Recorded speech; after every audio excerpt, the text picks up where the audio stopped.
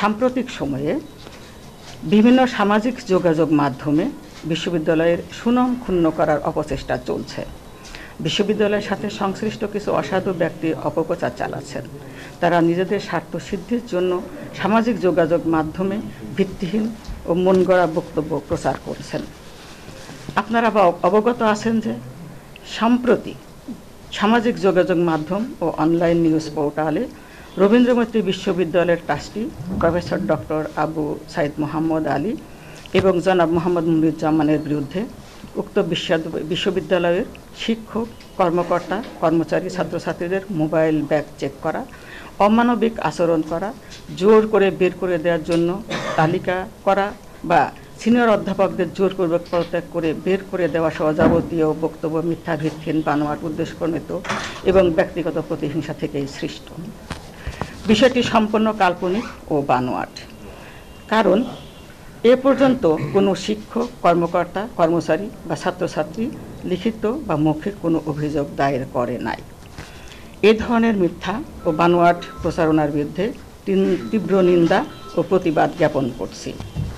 প্রকৃত বৃত্তান্ত এই যে গত 8/12/2025 তারিখে সাবেক vice chancellor professor doctor Mohammad Shahjahan আলীর শেষ কর্মদিবস ছিল।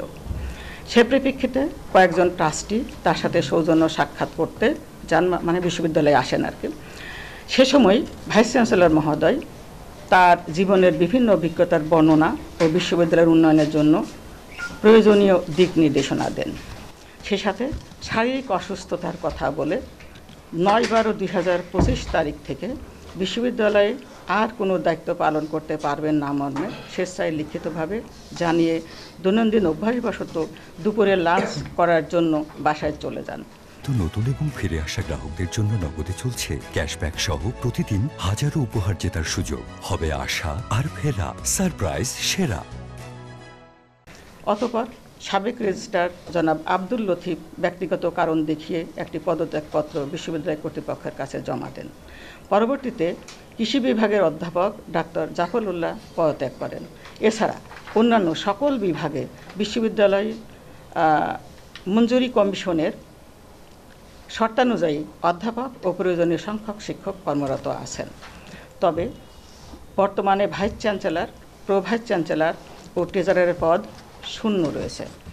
এই সকল পদ পূরণের জন্য বর্তমান ট্রাস্ট বোর্ড গুরুত্বের সাথে নিয়োগ প্যানেলের প্রস্তাব শিক্ষা মন্ত্রণালয়ে 3 মাস পূর্বেই পাঠিয়েছেন।